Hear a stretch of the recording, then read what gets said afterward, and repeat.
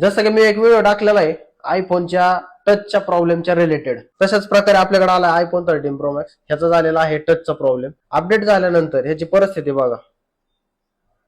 Swipe up करायसाठी काहीच होत नाहीये, ऑटोमॅटिकली काहीच होत नाहीये, कोणताच ऑप्शन चालत नाहीये, काहीच करता येत नाहीये. असा तुमचा प्रॉब्लेम जर झालेला असेल तर बिनधास्त iFixer घेऊन यायचं. आणि जे 13 प्रो मॅक्स 14 प्रो मॅक्स ही जी सिरीज आहे ते अपडेट करताना थोडं सावधानी बाळगा, कारण की असं नाहीये की तुमचं सॉफ्टवेअर अपडेट करायच्या टायमिंगलाच हा प्रॉब्लेम येऊ शकतो. दुसरं जर एखादं सॉफ्टवेअर जर अपडेट करत असाल किंवा फोनमध्ये दुसरं काही इन्स्टॉल जर करत असाल तुम्ही, त्यामध्ये पण हा प्रॉब्लेम होऊ शकतो. त्याच्यामुळे सावधानी बाळगा. आणि अशा प्रॉब्लेम पासून जर वाचायचं असेल आणि जर प्रॉपर काम करायचं असेल, तुमच्या डिस्प्लेला जर प्रॉपर रिपेअर करायचं असेल तर बिनधास्त iFixer कॉन्टॅक्ट करायचं. होईल तेवढ्या लवकर आपल्या शॉपला व्हिजिट करायचं. मग तुम्ही कोणत्याही जिल्ह्यातून या, कोणत्याही तालुक्यातून या, कोणत्याही गावातून या, आपण तुम्हाला 100% सपोर्ट करू.